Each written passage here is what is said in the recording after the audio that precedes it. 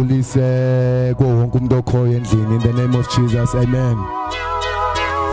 Ndingamoshanga amaxesha ngizothanda umuntu ozonifundela anifundele incwadi kaYobhi chapter 1 then anifundele from verse 20 no 21. Hallelujah.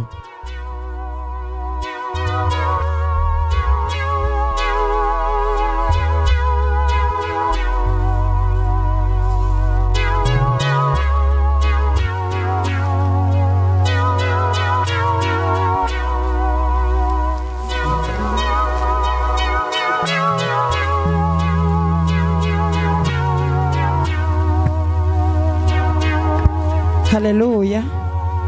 Izwi lethu siyolifumana kwincwadi kaYobhi chapter 1 verse 14. Kweza umthunywa kuYobhi chapter 1 verse 20 and 21. Sorry dad. Verse 20. Wesuka uYobhi wayikrazula ingubo yokwaleka, wayicheba inhloko yakhe, wawa emhlabeni waqubutha. Verse 21 wathi, ndaphuma ndize esizalweni sikama, ndiyakubuyela khona ndikwaze. uYehova wanika, ikwanguYehova othabathileyo, igama likaYehova malibongwe. Hallelujah. Ngicela sivale namehlo ethu sithandazeni ngenxa yezwi. Baba wethu namandla onke siyabonga Jehova ngalo Nkosi wadala izulu nomhlaba, ngalo uNkulunkulu othona amandla, uNkulunkulu othongcwele wenza kungekhoyo Baba kwaba khona. Siphakamisa lona ke Thixo, ngalo uNkulunkulu othongcwele sewuzosiqoqa Baba, usilungise Father ngezwi lakho sifuselele Baba. Siyabonga ngongcwele uNkulunkulu, ufanele izibongo, ufanele ukukhothanyelwa, ufanele Nkosi ukuzukisa. We thank you Baba for everything uNkulunkulu othongcwele. Eqaleni Baba wanguThixo senguThixo. We thank you Lord, we thank you Father. Baba we thank you ukubonga kwethu Nkosi kubuya kube kuncinci kunezinto Baba senzela zona. Siyabulela Thixo uNkulunkulu, siyabonga Thixo wethu, siyabulela oh Nkosi yethu ongcwele, siyabonga Thixo Nkosi, siyabulela Nkosi ngenxa yezwi Baba. Siyabonga uNkulunkulu, we bless you, we love you, oh God, we respect you. Hallelujah. Amen. Hallelujah. Bangcwele apho siva khona bathandekayo, siva ngendoda enguYobhi elithi iBhayibhile ibisazana noThixo, ithembakele kuThixo. Hallelujah. Now lithi iBhayibhile uSathana ngenye yemini ufike kubanjwe i-meeting ezulwini. Hallelujah. Now ubuzwa nguThixo uSathana ukuba wena usukaphi, because awumenywanga asikwazi nobusukaphi. Now uthi ke ngoku uSathana kuThixo, ndisuke ekutyhutyha-tyhutyeni ehlabathini. Uthi ke ngoNkulunkulu, njengoba usuke ekutyhutyha-tyhutyeni ehlabathini, umqalile na uYobhi, umkhonzi wami uYobhi. Hallelujah. Now uSathana uthi lo mbuzo ondibuza wona ndiyawuva, but uYobhi ndizamqala kanjani, ndizamthinta kanjani ngokuba umbiyele. Hallelujah. Now bathandeka uthi uNkulunkulu, I can give you the chance Satan yokumngcikiva uYobhi. Now into endifuna ungayithinti kuYobhi ngumphefumulo wakhe. Hallelujah. Now uSathana usuke ke ngone-agreement, usuke ezulwini enikwe i-chance okanye benze isivumelwano noThixo yokunyakatha yokuthinta-thinta uYobhi. Hallelujah. Now lithi iBhayibhile ke ngoku uSathana uqale ngabantwana bakaYobhi, wabuya waza ngemfuyo kaYobhi, wabuya wathatha ubutyebi bukaYobhi obuYobhi besaziwa ngabe ekuhlaleni. Hallelujah. Now xa kuthathwe ke ngoku yonke into kaYobhi, umbuzo wami, aba bantu bebesondele kuye bazosuka naye cani kwakho uYobhi. Hallelujah. And uYobhi bathandekayo kuko konke oku kumehleleyo akamsolanga uThixo, kodwa wathini? Uthi uNkulunkulu ndiyabonga konke ekuthathiweyo kusuke, konke okwenzekileyo kwenzekile, kodwa for ukuba ndishiyeke nawe, ingathi xa ndivale ndawo lena uYobhi umbonge uThixo izinto zingekho bathandekayo, na umbonge ngokuba esashiyeke naye bangcwele uYobhi. Hallelujah. Hallelujah bangcwele bathandekayo. Ndiza nesystem endibona ilahleke kakhulu bangcwele. Hallelujah. Ukubonga bathandekayo phakathi kwe-challenge khona umuntu wakwabonga efelwe ngabantwana abangcwele, ukhona wakwabulela umuntu kufe imfuyo yakhe kwaphela ubutyebi bakhe, kodwa vakale siwa ngamadolo kuThixo athi uNkulunkulu ndiyabonga. Ewe Nkosi ndiyabona umtshato uphelile, ewe Nkosi ndiyabona ubutyebi buphelile, ewe Nkulunkulu ndiyabona konke kwenzeki, kodwa Nkosi ndiyabufela uAbhoti. Bathandekayo, afilela ikhona imessage yami ikukumbonga uThixo bangcwele. uThixo kuko konke okwenzekayo uyakudimanda ukubongwa. Haleluya. Bathandekayo, uYesu Kristu uke wafumana amadoda neqhenqe bangcwele. Haleluya. Naw kulamadoda neqhenqe acela ukuphiliswa nguYesu Kristu. Naw uthi uYesu Kristu hambani niyoziveza kwabingeleli. Naw ideliverance yalamadoda izoba kuba athini ayokuziveza kwabingeleli. Haleluya. Naw lithi iBhayibheli aphumile lamadoda athe engekafiki kwabingeleli apho khona kuzokwenzeka khona ideliverance, lahlanguluka iqhenqe. Haleluya. Of which ke ngoku kwiBhayibheli bafumana ukuphila bengekafiki apho baya khona.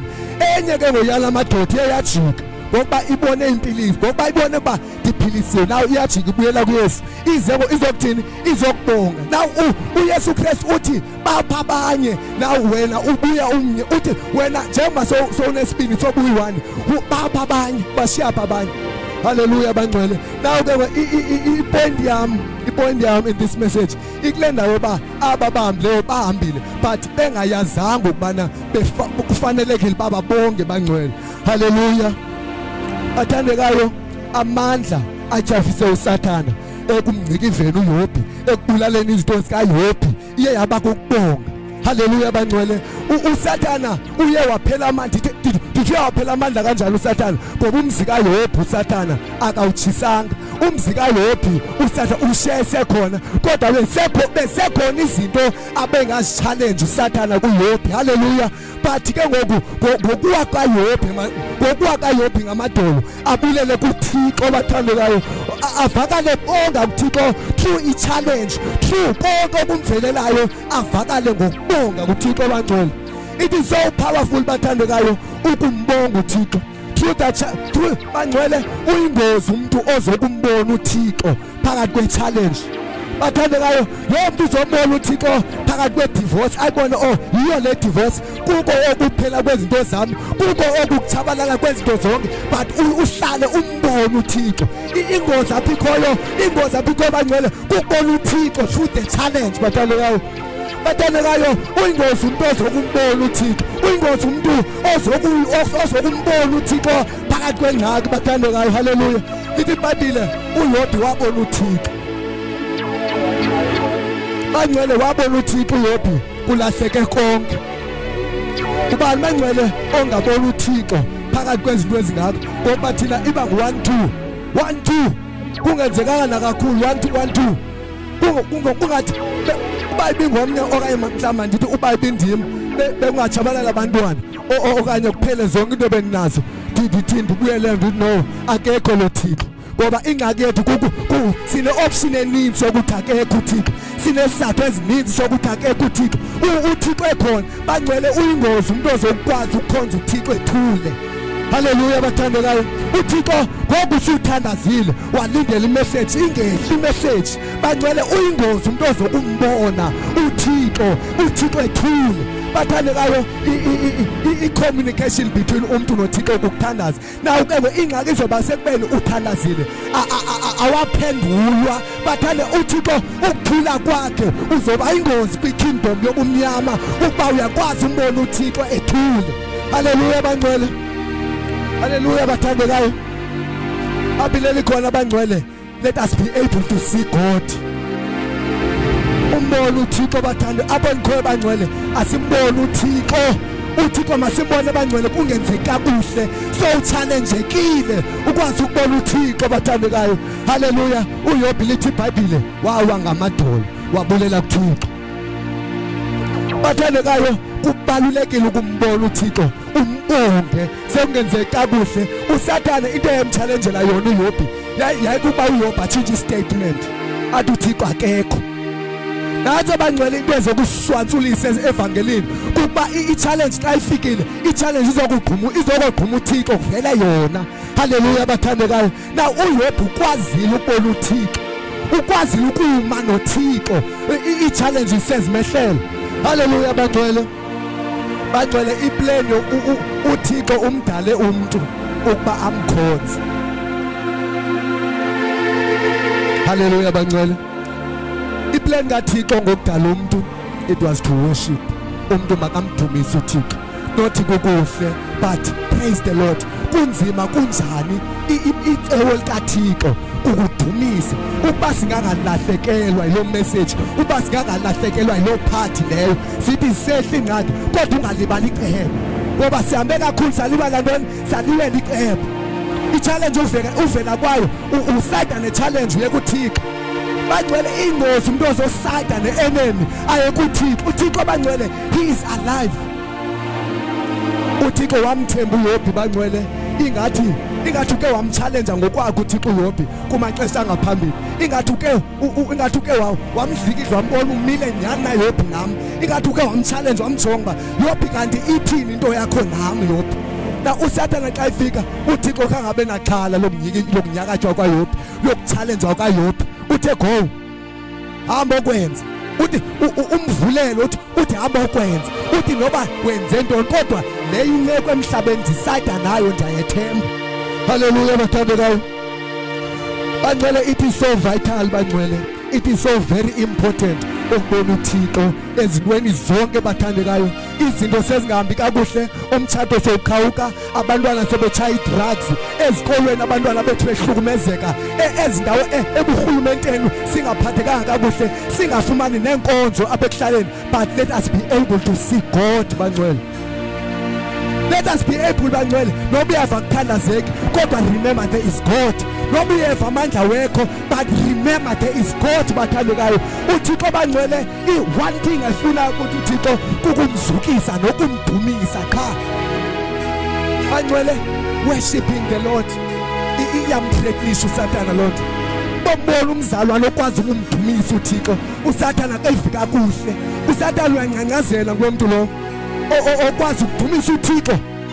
Bangcwele uyingozi umuntu ozokuma adumise uThixo engxakini, adumise uThixo through the challenge, adumise uThixo through the tribulations. Ingxaki leyo bathandekayo. Ndizoma bangcwele ngizothi be able to see God, be able to side with God bangcwele. Uside noThixo, uyibona ingxaki but uside noThixo bathandekayo. Hallelujah. Let us not forget bangcwele the plan of the Lord. Hallelujah. Uhle bangcwele ukumkhonza uThixo. Zikhona izinto zingekho but ukumkhonza uThixo, ukumzukisa bangcwele uThixo. Uyingozi umuntu okwazi ukukhonza uThixo izinto senzeka zingenzeki. Haleluya bathandekayo. Iservice bangcwele it was driven by the Holy Spirit, ngoba usiswe bengu MC walithile lizwi likaYobi notata uke wavela ngokuba uThixo ufanele ukubonga bangcwele. Let us be able to see uThixo xa ithethayo. We are so blessed bangcwele, uThixo bangcwele akasathethi naphi na bathandekayo. Ukuba uThixo uke wathetha kwelo bandla elo babelela, there is God up. uThixo ukuthetha kwakhe confirm ukuthetha kwakhe ngomuntu oqala, aphinda confirm ukuthetha kwakhe ngomuntu wesibini, azophinda confirm ukuthetha kwakhe ngomuntu wesithathu. uThixo uyathetha bathandekayo, uyathetha bangcwele uThixo, uyathetha bathandekayo uThixo. It is so vital bangcwele ukumnqula uThixo, simuworship through everything bangcwele. Hallelujah, hallelujah bangcwele, hallelujah bathandekayo.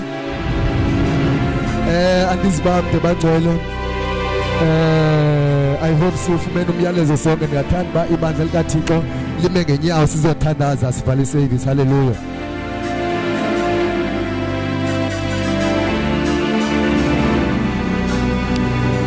Baba wethu sezulwini, uNkulunkulu wethu ongcwele, siyabonga Baba ngezwi lakho Thixo wethu ongcwele.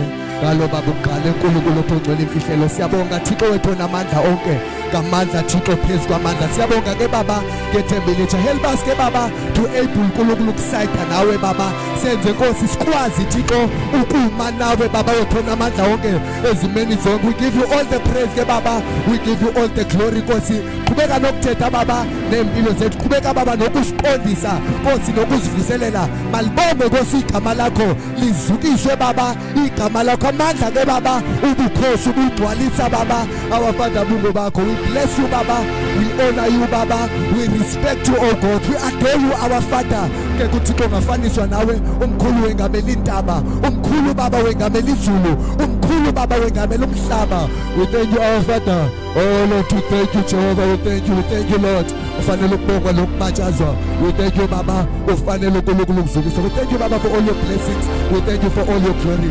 as we about to begin baba the new week baba sicela amandla phezu kwamandla amandla uNkulunkulu othogcwele in our closet baba siyathandaza baba gcwalisa Nkosi lo nalo ngethemba elitsha Nkosi ngamandla amatsha we bless you baba we love you oh God hallelujah amen ebathandekayo bawukhona ukubona ezaziso zocela ngaphambili hallelujah